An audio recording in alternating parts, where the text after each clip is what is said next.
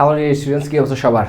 এই ক্লাসে আমি বিকজ এবং বিকজ অফের মধ্যে পার্থক্য কী বাক্য তৈরির মাধ্যমে প্র্যাকটিক্যালি দেখাবো, যেন আমাদের স্পিকিং এবং রাইটিংয়ে কোনো কনফিউশন না থাকে।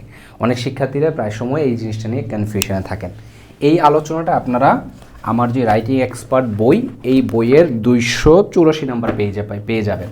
ওকে, আমার যে রাইটিং এক্সপার্টের ফ্রি হ্যান্ড রাইটিং নিয়ে যে বইটা, খেয়াল করেন।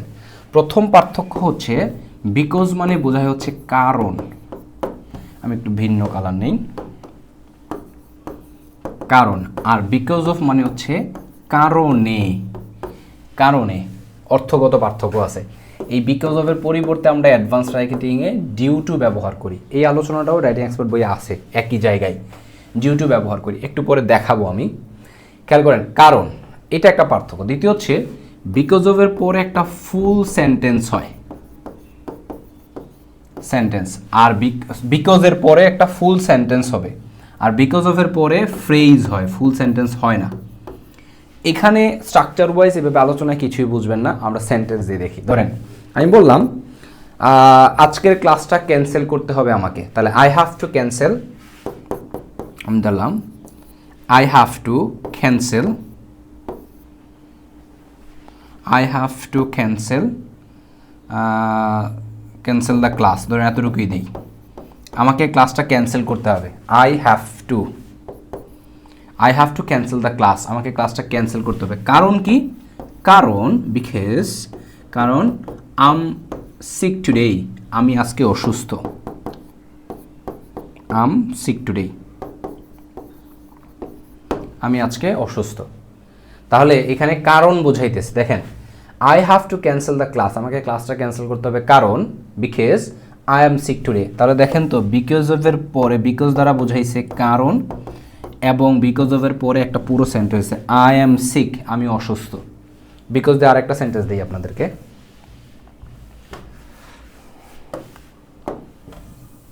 ধরেন আমি বললাম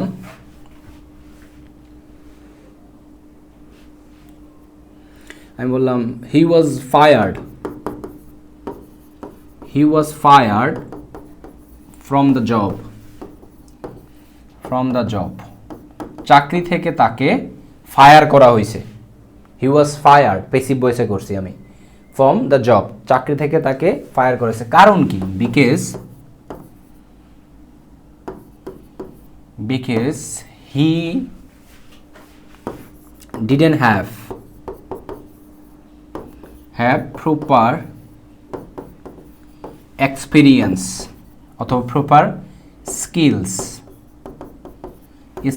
টু কন্টিনিউ। খেয়াল করেন তো, হি ওয়াজ ফায়ার্ড ফ্রম দ্য জব, তাকে জব থেকে কি করা হয়েছে? ফায়ার করা হয়েছে। কারণটা কি? কারণ হি ডিডন্ট হ্যাভ, তার ছিল না, প্রপার স্কিলস টু কন্টিনিউ, চালিয়ে যাওয়ার জন্য যথাযথ। আমরা প্রপার না দেখে নিই, অ্যাপ্রোপ্রিয়েট দিতে পারি, এডিকুয়েট দিতে পারি, এডুকেট স্কিলস, যথাযথ স্কিল ছিল না। তাহলে খেয়াল করেন, কারণ বুঝাইছে।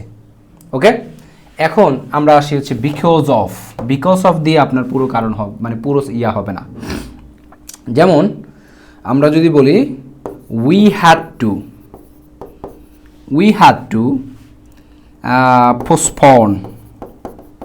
পোস্টপোন মানে কি? বিলম্বিত করা, দেরি করা, মুলতবি করা, স্থগিত করা। We had to postpone the match মানে খেলার যে ম্যাচটা। বিকজ অফ, কারণটা কি?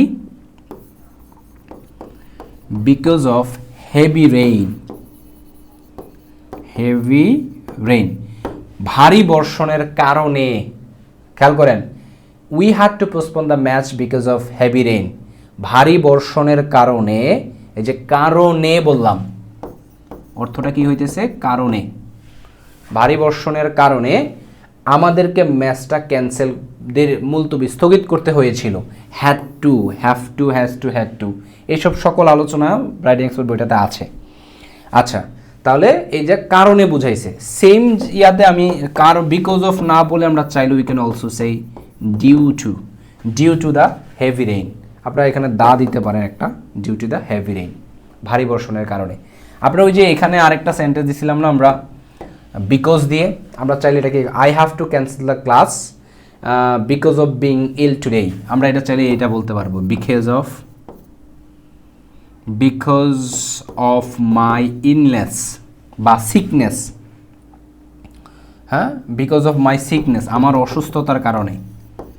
সিকনেস দেখেন বিকজ অফ এর কারণে ছোট হয়ে করে ফেলছি, ফ্রেজ বানিয়ে ফেলছি, কোনো সেন্টেন্স হয় নাই। হ্যাঁ ঠিক আছে, পুরো সেন্টেন্স হয় নাই। বিকজ অফ মাই সিকনেস, আমার অসুস্থতার কারণে আই হ্যাভ টু ক্যান্সেল, এখানে চাইলে টুডে শব্দটা এই জায়গায় নিয়ে আসতে পারি, I have to cancel today's class, আজকের ক্লাসটা ক্যান্সেল করতে হবে। Because of my sickness, because of my illness, আমার অসুস্থতার কারণে, কারণে এরকম বুঝাইছে। এরকম যদি আপনার ভার্ভ থাকে সেক্ষেত্রে ভার্ভের সাথে আইএনজি যুক্ত করতে হবে। যেমন তা সেখানে যাওয়ার কারণে আমার অনেক টাকা লস হয়েছিল, এরকম আমি যদি বলি, তা যেমন আমি এরকম বলি, অথবা সেখানে যাওয়ার কারণে আমি এটা পাইনি, আই ডিডেন্ট গেট দিস, ধরেন আমি বললাম আই ডিডেন্ট গেট দিস, আমি এটা পাইনি, কেন? সেখানে যাওয়ার কারণে, বিকজ অফ গোয়িং দেয়ার। খেয়াল করছেন, গো ভার্ভটাকে আইএনজি যুক্ত করে সংক্ষিপ্ত করে বলছি, এখানে অফ আছে, একটা প্রিপোজিশনের পরে ভার্ভ আসে, সেখানে যাওয়ার কারণে, সেখানে যাওয়ার কারণে আই ডিডেন্ট গেট দিস, আমি এটা পাই নাই। এখন যদি বিকজ দিয়ে করেন তাহলে এটা বলতে হবে because I went there, I went there, went হইল কেন? গো না হয়ে, এই যে অতীতকালের সেন্টেন্সটা এটা, এখানে তো আর ভার্ভের সাথে আইএনজি যুক্ত করার সময় তো ওয়েন্টিং হয় না, হ্যাঁ, সবসময় আইএনজি ভার্ভের বেস ফর্মের সাথে যুক্ত করতে হয়। তো আই হোপ বিকজ এবং বিকজ অফের মধ্যে যে কনফিউশন বা পার্থক্য এইটা বুঝতে পারছেন। এই পুরো আলোচনাটাই সুন্দর করে আপনার রাইটিং এক্সাম বইয়ে 284 নম্বর পেজে আপনারা পেয়ে যাবেন। Okay, so that's all today, thank you so much.